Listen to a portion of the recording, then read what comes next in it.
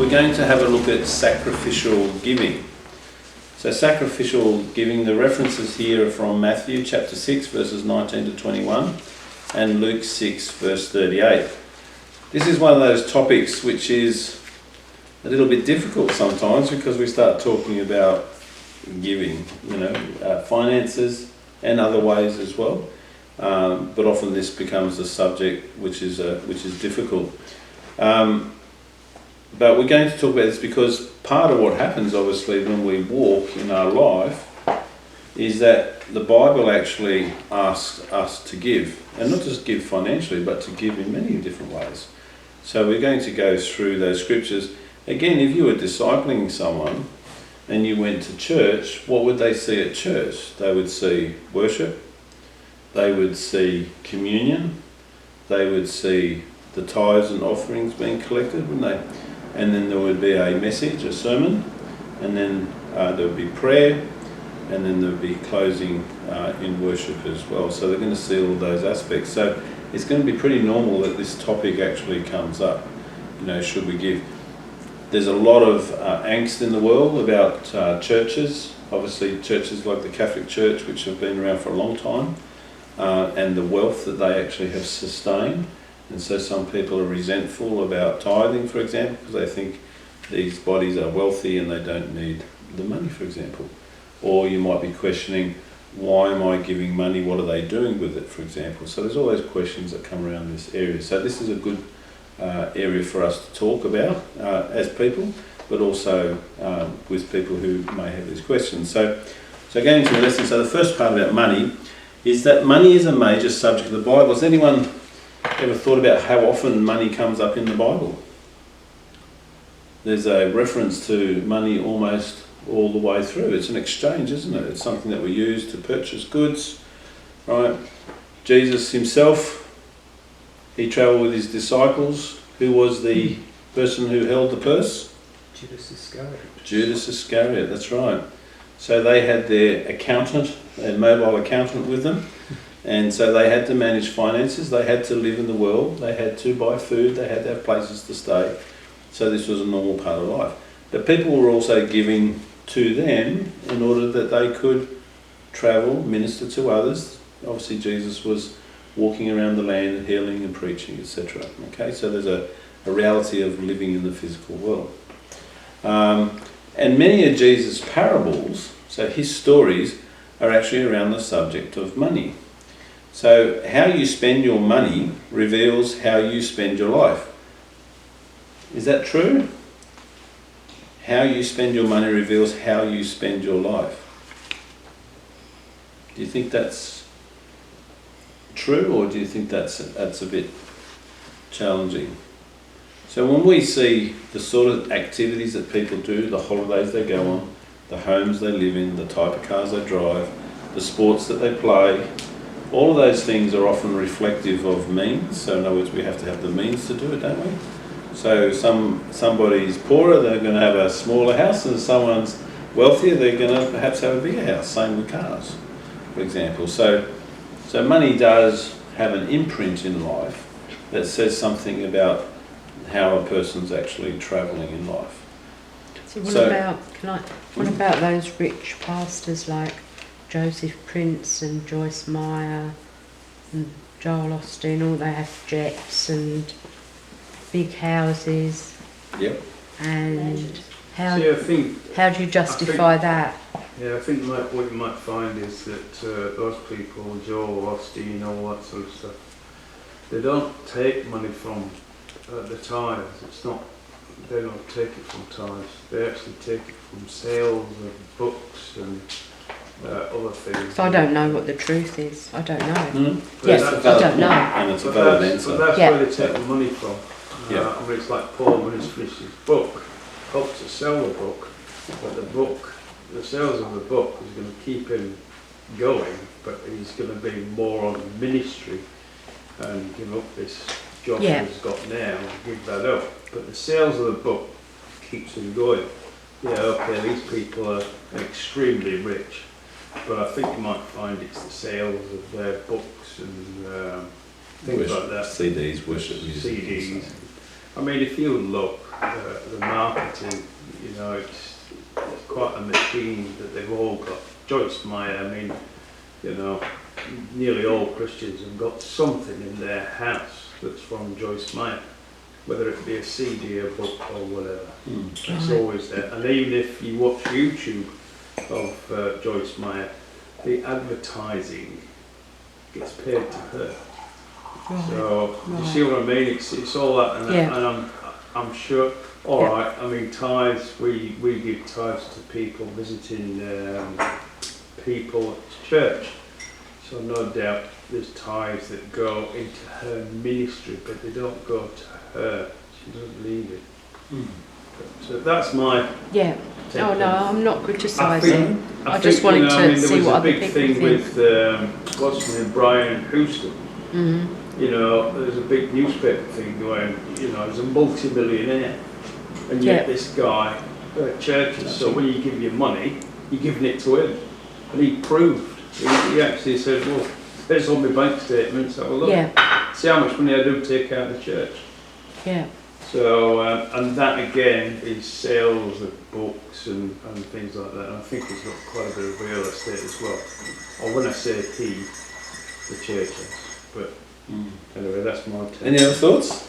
Yes. Great, it's awesome. I think back in the day too, like in the Old Testament, how the priests used to get like looked after, and they had a certain percentage what the people give. Yeah. Nowadays, to do full-time pastoral job, like everything costs an arm and a leg. So I have heard where a pastor will get paid a pastoral wage because he does it full-time. If it's a full-time thing that he does, then however they work it out. But I have heard that in that way. I think it's from Ukraine. Well, it's all over the world, but it's in. Here too. Oh yeah, but it's in service of the church and service of the exactly. community. So you are actually working and doing things. Right. Yeah, I have heard that. Any other? Well, I think that, personally, I think that we're all accountable to what, you know, so it doesn't matter how you get the money and how much you get, you're accountable to how you spend it. Right. So, and at the same time, I believe that we're not to judge anybody because it's down to their personal relationship with God and what God's maybe said to them or whatever. Right. So personally, I stay away from that. Yep. I've got to make sure that I maintain doing what's right with God Right. Very above good. anybody else. Yeah. That's good. So that's my personal view. No, that's definitely an important part of it. So. That's right. I was going to say, and when you give, God obviously looks at your heart to whom and where you give. Right. What they do with it, that shouldn't That's really be. There was a lot of that, difficulty with my mum agreeing or not when we used to give to the needy over in Ukraine. Being a different country, we give it through some people. We used to give and support, I think it was every quarterly or every month to an orphanage. And my mum had this thing saying, I know they're fake, he spends the money, he takes it. Whereas he showed photos, he did a video, you know, things like that. So we had faith and we believed that when we gave, you know, it went to And that's the challenge, isn't it? Because there is people that unfortunately do the wrong thing. But the majority of them, if they're actually people who are walking with God, then they would understand their accountability before God. What was your question?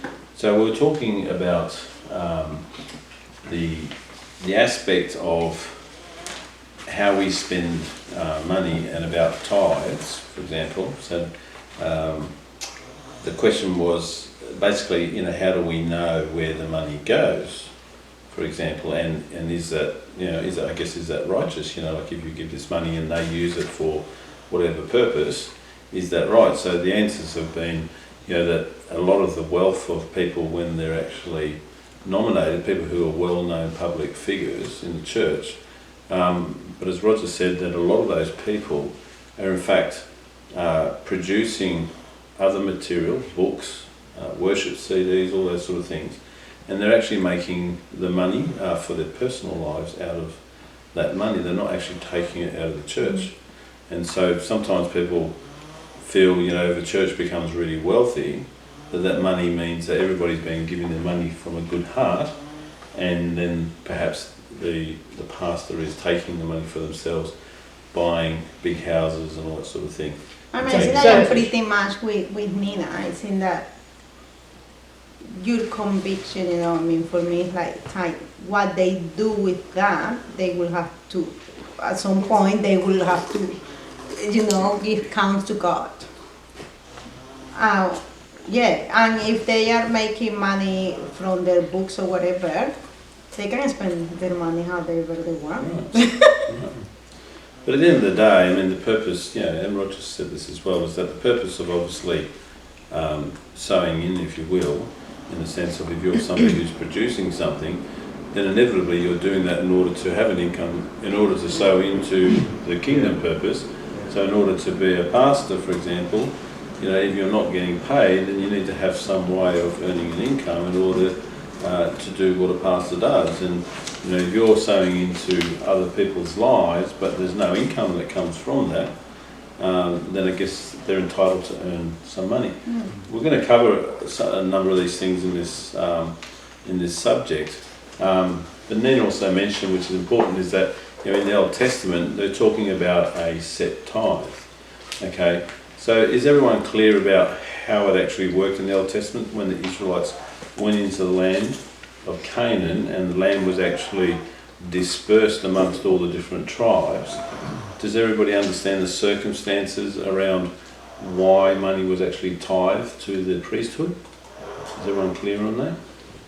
How that worked? So you might remember back when they were in the Mount Sinai and all the tribes were formed, that Joseph, his two sons, Ephraim and Manasseh, they were actually two of the tribes from one of the descendants of Jacob. So the Levites from Levi, they were actually formed into the priesthood. So they were actually not to be given any land, which means they didn't have any inheritance.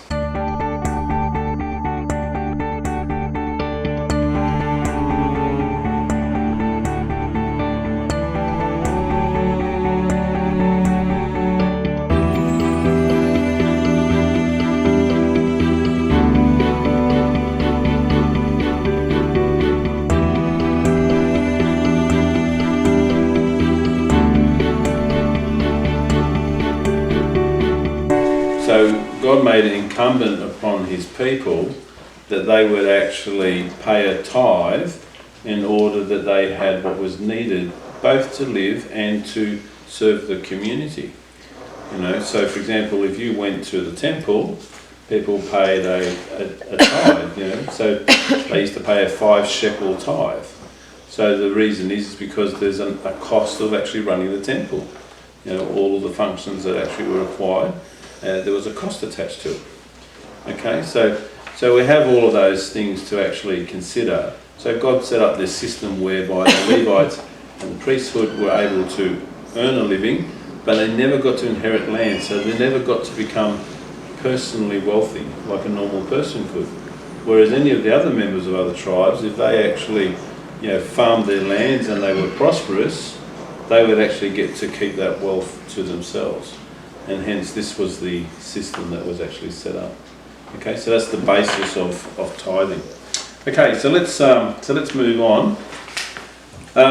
So how you spend your money reveals how you spend your life. For example, if you spend your money on beer or wasteful things, it shows how your spiritual life really is towards God. How you spend your money also reveals your relationship to God and man. So in the book of Luke, chapter 16, verse 11, it says, "So if you have not been trustworthy in handling worldly wealth, who will trust you with true riches?" So it's equating spiritual wealth and worldly wealth together here. So again, so if you've not been trustworthy in handling worldly wealth, who will trust you with true riches? So under the topic heading of the love of money, God is not actually opposed to money, but he hates the love of money, as it is the root of much evil. So there's a couple of scriptures here. The first one, 1 Timothy chapter 6, verse 10. It says, "For the love of money is a root of all kinds of evil. Some people, eager for money, have wandered from the faith and pierced themselves with many griefs." And the second one, Luke 12:15. Then he said to them, watch out, be on your guard against all kinds of greed. A man's life does not consist in the abundance of his possessions.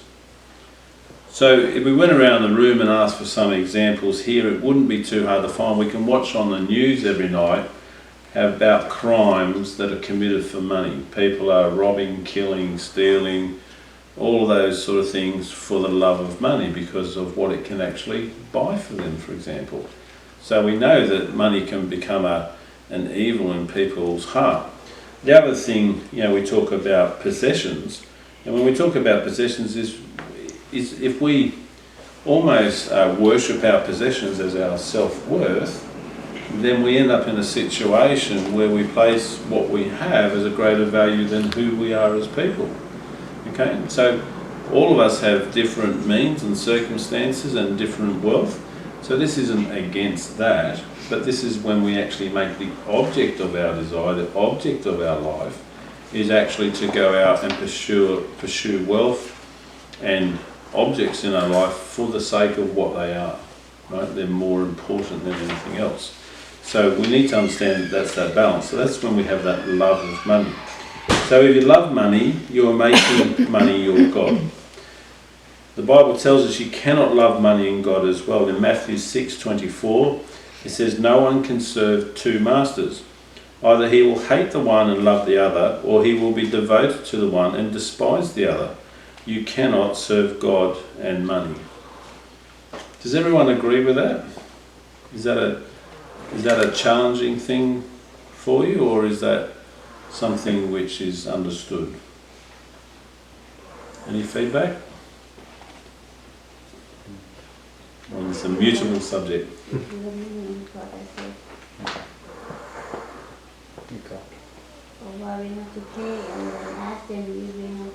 it's not loving money, it's having money. That's different. Yeah, I think if you use money, if you love money, you hold on to it. If you love God, you use it to better. Right. So so basically you give, you might give to ministry or that's something that fuels God's kingdom rather than your own wealth and Right. yeah. And we're talking here, just remember, we're not talking about all of your money. God's not saying don't have any. That's not what the circumstance that we're talking about, is it? We're talking about a portion that's actually committed to furthering God's kingdom here on earth. Okay? So when we love money and we place money before all things, it's what we do with it that really matters, isn't it? We can use money for good and we can use money for evil at the end of the day. And so how we actually manage our money, that's why what I've said, how we manage our money actually reflects who we actually are. Okay, so this is obviously one of those sticky subjects, but it's quite clear that, when we have money, it's a tool, if you will, isn't it? It's not a thing in itself, it's just an item that we exchange. If we want to purchase something, we use this money, this object, to exchange something for something else. Right, that's the actual purpose of it. So we actually give it and then we receive something in exchange. So hence what money is actually for. But if we build wealth in the sense that we build money in the sense that it is its own value and we place it more important than what we use it for, then we have a bit of a problem with it. I think that, that's right. Having problem is not a problem. Often isn't that. Having money is not a problem. You said having a problem is not a problem. No, having money is not a problem. Isn't that the main thing is that when you just put that as your God, but having money is not a problem. Yeah. I mean, the reality for most people in life is having money is a problem. Isn't it? Because life's challenging. It's not easy, right? So it's like, if you went out on Saturday and bought yourself a great big gigantic $2,000 TV, and then on Sunday you didn't put anything in the box. That's not very good. Right, right. And but you've got to look at that, putting the money in the box as what its purpose is, isn't it? What are we actually giving it for? Okay, so what we have to understand is an exchange that's actually going on. So in the same way that we pay for services or goods because we use them for a particular reason, then we're talking about the same thing where we're actually giving money to actually do God's work, to help people, right, to further His kingdom. You know, so again, we live in this world, so there's a cost that's actually attached to it. So.